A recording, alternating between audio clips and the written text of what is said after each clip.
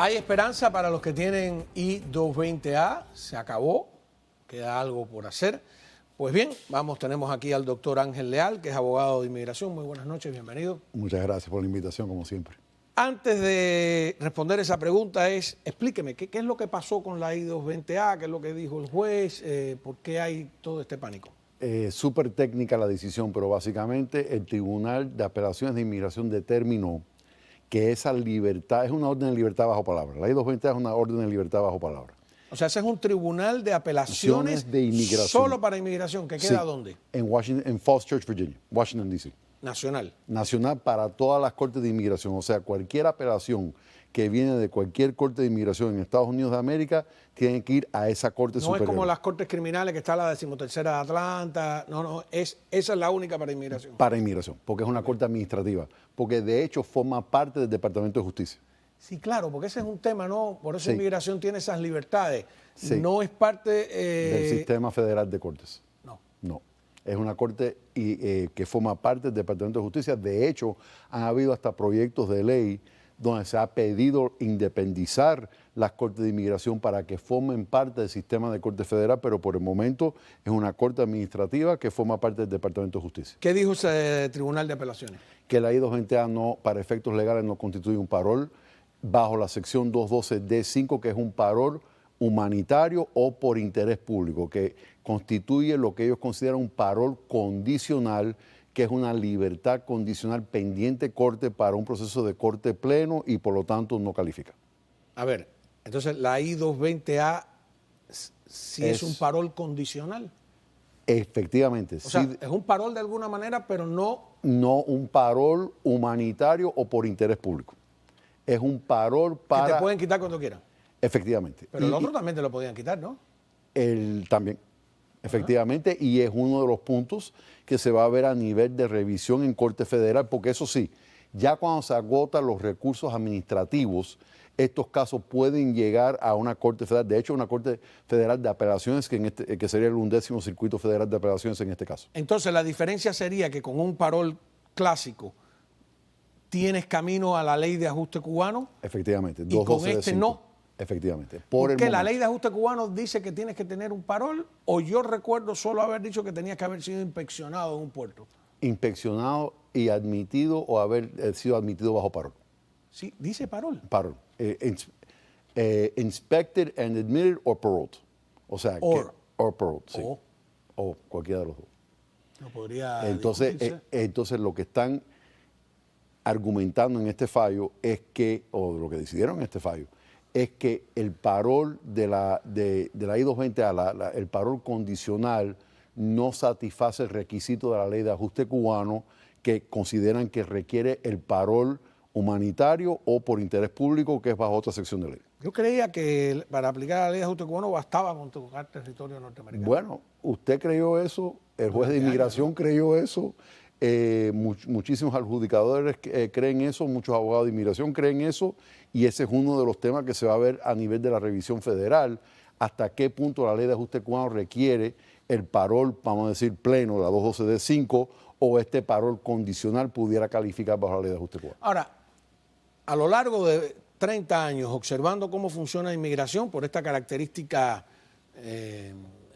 tan independiente, ¿no? Yo recuerdo cuando el caso de Elian González, que la 13ª Corte de Apelaciones de Atlanta dijo que Elian sí tenía derecho a un juicio familiar, a su día en corte, como decía, pero que como estaba en manos de inmigración tenía la prerrogativa de llevarlo o no, y por eso lo deportaron rápidamente, ¿no? Sí. Y he visto que inmigración cambia a veces de un concepto a otro. Por ejemplo, hubo un tiempo en que los cubanos, si venían por la frontera, no podían regular su documentación. Entonces se hacían pasar por barceros, me acuerdo, algunos. Y después fue al revés. Si vienes por mar, entonces no calificas, y si vienes por la frontera, sí. Entonces mi pregunta es, ¿puede esto cambiar la interpretación? ¿O esto es para siempre, que ya esas personas no tienen ninguna esperanza de arreglar su...? No es para siempre. O sea, yo creo que este es un caso que eventualmente va a llegar a una corte federal, y en una corte federal se va a determinar la legalidad de esta decisión. por lo tanto es importante seguir argumentando la elegibilidad bajo la ley de ajuste cubano, negar que la persona no fue admitida bajo parol, negar que la persona no ingresó de forma legal al país y seguir litigando, preservando el tema, porque lo que pasa es que este caso en particular, Cabrera Fernández, lo que pasa no fue un fallo definitivo porque lo regresaron a la corte para que el juez de inmigración tomara en cuenta una solicitud de asilo que ellos habían presentado. Entonces no tenemos una orden final todavía. ¿El caso se llama Cabrera? El tema de Cabrera Fernández. Es Cabrera Fernández, que es un cubano que interpone una apelación. Bueno, apellido Cabrera Fernández, sí, versus, cubano, sí. Versus inmigración. Sí, de hecho, inmigración apeló. Cabrera Fernández gana su ajuste. Primero. Sí, o sea, Cabrera Fernández gana su ajuste cubano. Inmigración apela y es inmigración quien gana la apelación. ¿Y qué? ¿Le quitaron la...? Bueno, dijeron que la residencia bajo la ley de ajuste cubano no procedía, que es lo que le había concedido el juez, y el caso fue devuelto a la corte para que la corte firmara una nueva decisión en base a su opinión. Entonces, ¿qué le queda al que tiene la I-220A? ¿Tratar de ganar un juicio de asilo político? Una. ¿Pero y si pierde? Apelar. ¿Si Dos, pierde la apelación?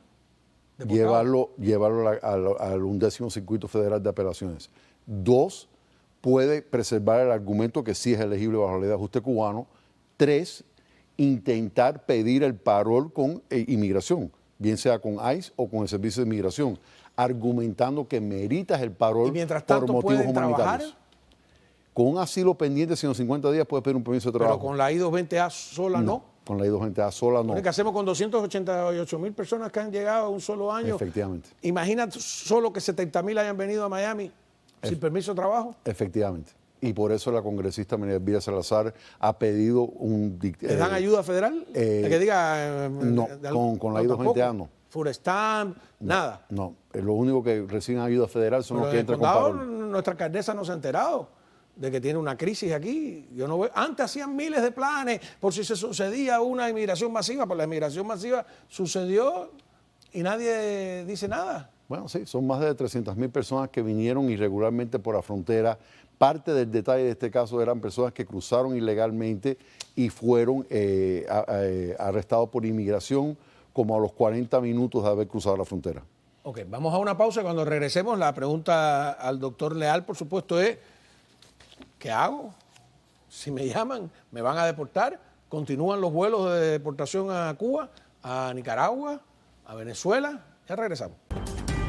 A ver, continuamos con el tema no solo de los cubanos, los nicaragüenses y los venezolanos, sino de DACA, por ejemplo, que es algo que ha defendido la administración. Y ahora DACA tiene de nuevo problemas. ¿Cómo es? Otro revés. El juez federal Andrew Heinen del Distrito Sur de Texas determinó que la reglamentación que trataron de promover para legalizar el programa no es legal, no va a permitir que nuevas personas se incorporen al programa, que ha sido el caso ya por años. No se lo quitó a los portadores de DACA, pueden seguir renovando el permiso de trabajo bajo DACA, siguen teniendo la protección bajo DACA, aunque él consideró que el programa sigue siendo ilegal, pero permitió que los portadores actuales lo conserven, mientras que el caso de nuevo vaya a apelación, en este caso el 5º Circuito Federal de Apelaciones y eventualmente la Corte Suprema. ¿El parol sigue funcionando? ¿Se ha frenado? ¿Están llegando más clientes o están...? Sigue funcionando, pero las tasas de aprobación siguen siendo más lentas de lo que uno quisiera ver. Muchas personas están desesperadas esperando el resultado y algunos casos llevan pendientes más de 6 meses. Sí, al principio llegaron en 3 días, pero la idea del parol, que era frenar todo el viaje a través de Centroamérica, no ha funcionado. Panamá está reportando que más de 3.500 personas diarias están pasando por la selva del Darién.